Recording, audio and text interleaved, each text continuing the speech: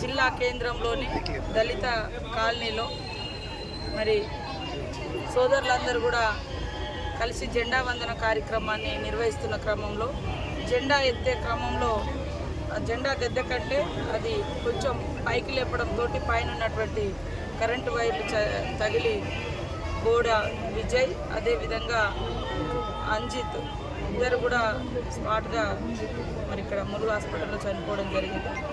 చక్రి సోదరుడు స్వల్ప గాయాలతో క్షేమంగా ఉన్నాడు.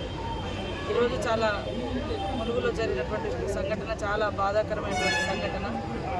కరెంటు చూడక వాళ్ళు పైకి పోల్స్ లేపడంతో పైన ఉన్నటువంటి మరి వైరు తీగలు తగిలి ఈ యొక్క ప్రమాదం జరిగింది. వారి కుటుంబాలకు మేము ధైర్యాన్ని ఇస్తాను, తీవ్ర సంతాపాన్ని సానుభూతిని తెలియజేస్తూ ఉన్నాం.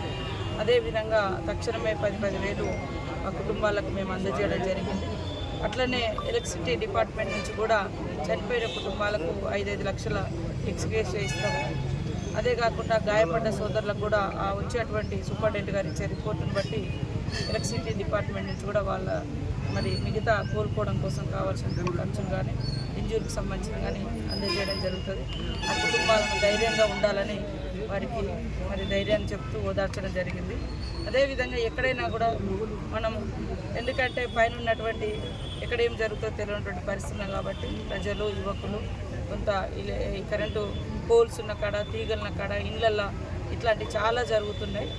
జాగ్రత్తగా ఉండాలి. ఏదైనా ప్రమాదకరమైనటువంటి సంఘటనలాగా అనిపిస్తే వెంటనే సంబంధిత మరి కరెంటు అధికారులకు ఎలక్ట్రిసిటీ అధికారులకు తెలియచేయాలని కూడా చెప్తున్నాం.